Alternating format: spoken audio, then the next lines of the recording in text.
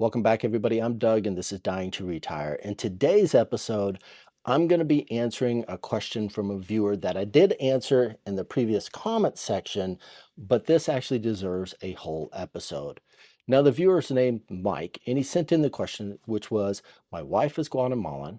How do we get our US born kid Guatemalan residency? And it's all about citizenship by blood, right? Or just sanguinis. And hopefully I pronounced that right. So, Mike, I got you covered. This is going to be the episode for you. So, stick around. I'm going to talk about the process.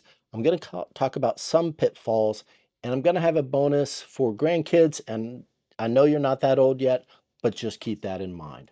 All right, let's break this down. Mike's question's about getting Guatemalan residency for his US born child, and his wife is Guatemalan or likely has dual citizenship, right? And I'm going to replace the word residency with citizenship because I think that's really what Mike's question was about. Now, I dug into this. I came across it when I was digging into the research for my process of getting residency. But it also is very timely because, like I said, my wife is Guatemalan because I'm getting a spousal residency or working on it. And she has two older siblings who both had children born in the United States. And she has a younger sibling who was born in the States and has four children born here. So today we're going to cover about first thing about why Guatemalan citizenship matters. Then I'm going to cover a little bit on the step-by-step process. It's going to be at the 5,000 foot level. Then I'm going to talk about some pitfalls, and I'm going to have a bonus on the grandkids. And if I am going too fast, I am going to put some slides up in here in the background so you can follow a little bit and pause and look if you want to. I'm also going to put some information in the episode description to help folks out, right? If you want to leave comments, please do that. Reach out. Don't forget to hit that like and subscribe button. It helps everything out. All right. Are you ready? Let's dive in. So, what does Guatemalan citizenship do for your child? So, the biggest question you should ask yourself is, at the end of the day, how does this benefit me or how does this benefit my child? That's the question that you should be really looking at. When I worked for the government, that's the thing that we had to look through those lens, through that optics, because that's one of the biggest questions of many things before we started looking into them. At the end of the day, what does it mean to me? So, citizenship through blood, unlike naturalization, which naturalization requires a 5-year residency period, and the last 2 years you're going to have to stay in Guatemala, not leave, in order to get that citizenship. Your child, being a child of a Guatemalan citizen, your wife, can claim citizenship through birth through his Guatemalan parent. No residency requirement is needed. Now, I learned this researching for my stuff, but also I looked at it for my nieces and nephew as well. So here's what it unlocks, and this is really important. It's going to sound a lot like residency, but it's a little residency plus. So think about it that way. You can live in Guatemala. That's the first one. You can live in Guatemala indefinitely. There's no 90-day visa rule. You don't have to travel to Mexico or go to Salvador, be there for a day, then come back and get your passport stamped. No, you don't have to do that when you have citizenship. Kid can stay as long as you want. Send them down to the grandparents. Let them stay there for a long time, right? Longer than a summer, right? I'm just joking. Maybe not. Practical perks on there, and this is kind of important as well because when they're old enough, they can get a Guatemalan driver's license without jumping through any extra hoops. They can open a bank account with fewer restrictions, inherit assets like home, money, property with a smoother process. I also think it helps with purchasing property because there are some stuff I haven't fully delved into it about purchasing property on waterfront, like beach stuff. Sorry, printer's going crazy. Beach stuff or like on Lake Atitlan. There's also going to be that cultural connection, and to me, it's more than seeing the cobblestone streets of Antigua and some of the other ones, the beauty of Lake Atitlan, researching their Mayan heritage, if they have indigenous blood in them, going to the markets, learning marimba music, learn the family traditions. But one of the biggest things, and what I really appreciate, because I've traveled around the world a little bit, you get to appreciate being born in the United States more. Okay, I don't know much, Mike, about your wife, but she probably didn't move to middle of Arkansas or middle of something in the Ozarks or Appalachia. It probably was a little bit more developed area. So you didn't really see third world in the United States. But being able to travel back to Guatemala, seeing his mother's roots, you are going to have developed areas like Guatemala City and Antigua and Chela, which has a Panda Express and everything else like that, the nice Oakland malls and everything, and Calle, I can't even pronounce it now. You have all those things that they can see, but also when you're Guatemala, you're going to possibly go out into the campos and you're going to see poverty. Same poverty that you actually see in the United States, but it's mainly going to be traditional Guatemalan people in there. Places with no electricity, they have a running, what do you call it, a generator for power only during certain times. So you get to appreciate where your family came from, but you also get to appreciate the America that you live in. And I think that's very important. Okay. Lastly, citizenship, you do get a vote in elections once they turn like 18, of course, but there's a catch when it comes to the presidential and vice presidential election. And I'll talk about that in a second. Dual citizenship, you get to keep it. You don't have to choose. And hopefully that's what Mike is looking for. He and his wife are looking for their child. So how do you make it happen? We're gonna need to talk about the process. Mike, this is all for you, okay? And hopefully I don't rumble through this too much. Like I said, it's been a long day. I was out helping my father-in-law in the yard, and it's hot as hell, okay? With your Guatemalan wife, your kids born in the US, situated in a very perfect way to get this done, just like my wife's sister and older brother's child is set up. At the end of the day, this is what's the most important thing you're wanting to do. And I'm going to walk through the steps. The objective for you to do is get your child a Guatemalan birth certificate. Yes, it means they're going to have two birth certificates, their U.S. birth certificate, and at the end of the day, a Guatemalan birth certificate from RENAP. And I'm going to talk about that right now. The first thing you need to do is make sure you have the U.S. birth certificate for your child. You're going to have to turn around and get that apostilled. I've talked about that on other episodes. It's just the formality from the Hague Convention on Apostilles, where one country will recognize another country's official documents, right? An apostille, give an example here. If your child was born in California, you would reach out and work through the Office of the Secretary of State for California with that birth certificate from California, and that office there would apostille the birth certificate. They'd send it back to you. Remember, what you get back, don't take the staples out or anything, and learn that one. All right? So that's what the process you're looking for. The next step that you're looking for the process, and it's a substep in there, is when you get your birth certificate back, that birth certificate has to be translated into Spanish by a certified sworn translator from Guatemala here, right? So it's gonna have a translator seal on it, okay? So with that in there. But this next step actually helps with this one because I'm going to highly recommend do this next step. Do not try to do this by yourself, okay? Hire a Guatemalan attorney who handles residency and citizenship processes, okay? That's going to save you a lot of time. Reason why is because part of their services, the fees that you pay in those services, often cover the translation services as well as the document filing cost with the Guatemalan government. So getting a Guatemalan attorney, the abogado, will save you, they'll handle the submissions and they'll save you navigating the quirks, okay? So I highly recommend this. You can find one, you can reach out to the consulate, they may be able to recommend some. You can look at the Guatemalan Bar Association to look at them. But also, if you can play around with Facebook, if you have Facebook, there are some sites about gringos, expats in Guatemala, and everything like that. They often have little discussions about lawyers and people who work on the residency process. Next step after this going to happen is your Guatemalan attorney is going to submit the translated documents, your birth certificate, along with other documents to the Guatemalan Civil Service Registry. It's known as RENAP, and I'm going to butcher this. Registro Nacional de las Personas, right? Your wife likely will have to provide proof of her Guatemalan citizenship as well, and that may have to get certified as too from Guatemala. It's like a Guatemalan birth certificate or her birth or her passport if she still has it, or her DPI card, right?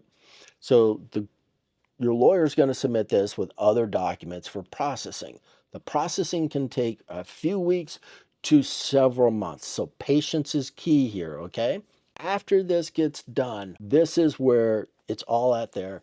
RENAP is going to approve the packet. And when they approve the packet, they're going to issue a Guatemalan birth certificate with a Guatemalan identification number, a CUI. That's the 5 steps you're going to have to work through. Once you get that done, that allows you, once you get that birth certificate, you can get a Guatemalan passport and you can apply for the Guatemalan DPI. Okay, so that's what this sets you up for. If you're in the States, check the consulate for about getting a passport. If you're in Guatemala when you're doing all this or doing a lot of this, because this may require a trip to Guatemala, if you're doing this stuff, work with your Guatemalan attorney. They're going to help you on it. Now, a few notes.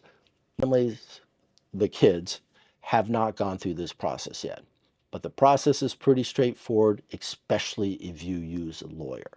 Now, I'm going to tell you, the costs can add up. You got to pay for the apostille, pay for the services with a lawyer, which hopefully includes the translation services. You're also going to have to be covering the attorney fees, like I just mentioned, but also any government fees as well. Check with a Guatemalan attorney for the exact requirements that you're going to need, because there may be additional parental IDs or marriage certificates that are needed. But again, patience is key. Next up, what about the grandkids? Bonus here for you, Mike, is citizenship by blood for this born grandchild. And we're going to use you as an example. Let's say it comes time for your grandchild. All right. So we're thinking ahead. I know it's a couple of years. You don't want to have to worry about it, but it's there. I looked into this for see what I could do to help or get some stuff lined up for my wife's brother, younger brother, who has the 4 children born in the States, right? Bad news first. Guatemalan grandparents, like my wife's parents, cannot directly pass citizenship to their grandkids. No bueno. It's not going to work. The key is for the parent. Your child needs to get their Guatemalan citizenship first. Okay, suppose a US born parent has Guatemalan citizenship, right, through their Guatemalan parents. In that case, the kids, your grandkids, can follow the same 5 steps that we just covered. The apostille birth certificate translated, get a lawyer, register RENAP, get that Guatemalan birth certificate. That will work. That's what they will need to do. But if your child never got their Guatemalan citizenship, it's tougher, okay? There's no direct path. The grandparents can't pass it through. The alternative is naturalization, which requires residency in Guatemala, like we mentioned earlier, for 5 years. You have to show proof why you're going to be there, all that stuff. It's a pain in the ass, right? It's a hassle. So, short story long, if the parent is eligible, let them get their citizenship first, get that sorted out, then tackle the grandkids, okay? That's what I highly recommend. Now, let's talk about some pitfalls to avoid. Paperwork is never fun. I learned a shit ton about pitfalls researching apostilles, birth certificates, as well as my actual mailing in the process, sending the documents out, sending it to the wrong spot. It can be problematic. Okay, but here's the main things I learned, the pitfalls. This is not free. All of this process cost money. And I'm going to tell you, you're going to need about 2,000 to 2,500 bucks set aside for each one that you're working on this, because it's a process. Luckily, a lot of the Guatemalan attorneys get paid initially an amount of money and then get paid at the very end of the game. It's like loan payments, right? So budget a few $1,000s for this, depending on your attorney. Also, depending on where you are in the United States, the Guatemalan consulates, the service have some variations, I've heard. They're not all created equal. Some might require extra documentation, like the marriage certificate I talked about, additional IDs. Others might charge higher fees and stuff on that. For example, the Rockville, Maryland here, the consulate recently moved there, but they used to be in Silver Spring. They're now in Rockville, and I'm seeing this stuff on Facebook and everyone. They like their services there, but when it was in another part of Montgomery County, Maryland, apparently it wasn't doing as well. So go figure there, right? Now, this does not apply to Guatemala, but for other countries, it might. Other countries have rules, and you're gonna have to look into it for those who are thinking about citizenship in other countries. You're gonna have to really think about it for your kids and yourself because some countries have obligations like conscription and or taxes. Now, conscription is mandatory military service between a certain age, 18 to like 30 something, right? Some countries require their citizens to pay taxes no matter where they're at. So be mindful of what they have. Again, it's not Guatemala, but you want to be mindful for there. Also, if you're a U.S. federal employee or a contractor or you're part of this process, you're going to want to work with your security office on this because sometimes having it or having it suddenly pop up and not keeping them advised of what's going on can cause issues. So you want to talk to the security office in order to stay compliant. Now, dodging these pitfalls makes the process smoother. So let's wrap this up. Mike's question was how did he get citizenship for his US born, how to get Guatemalan citizenship for his US born child through his wife. And it unlocks a lot of benefits from living freely in Guatemala, travel, not requiring the visa. You can stay more than 90 days, purchasing stuff. They do, having a Guatemalan passport, has visa-free travel to about 133 countries. Now, the US passport and the Guatemalan passport have different countries that they have visa travel. They have a lot of similar ones, but there are some differences in there. So you want to look that up. Driver's licenses, bank accounts, inheritance rights, and of course, the cultural connection. The process, we talked about that, about getting the birth certificates, getting them apostilled, getting them translated, getting a Guatemalan attorney, getting that documentation submitted, and the key, getting a Guatemalan birth certificate, because that sets everything in motion. We talked a little bit about grandkids, what needs to be done for the grandkids, what's the smart way to do it, and what's not the good way to do it. You know, the challenge, okay? We talked about watching out for pitfalls. This is not cheap. The costs are going to add up. Consulates vary. Document errors can cause delays and a whole lot of stuff. If you're a federal employee or a contractor to the federal government, requires security stuff or anything with security, you're going to have to keep your security apparatus or security folks informed because you want to stay compliant, right? Also, and I'm going to put this in the description below, if you have questions, recommend you start reaching out to the Guatemala Ministry of Foreign Affairs. They have an account. They also have a Facebook account. I'm going to have that down there along with an email. I'll have the address for the Rockville consulate as well. It's a great resource. They have an email address, I believe, in there too. I'm going to give you a pro tip. If you're going to send an email to them, Mike, and anyone else, highly recommend you write and craft your email in English, then drop it in an AI program and have it translated to Spanish, in particular Central American Spanish. You will get faster replies. In fact, sometimes English written email does not get responded to, but one in Spanish will. Like I said, for grandkids or trickier cases, go with a lawyer. That's your best bet. If you got questions or stories, do me a favor, drop them in the comments. I'd love to hear about them.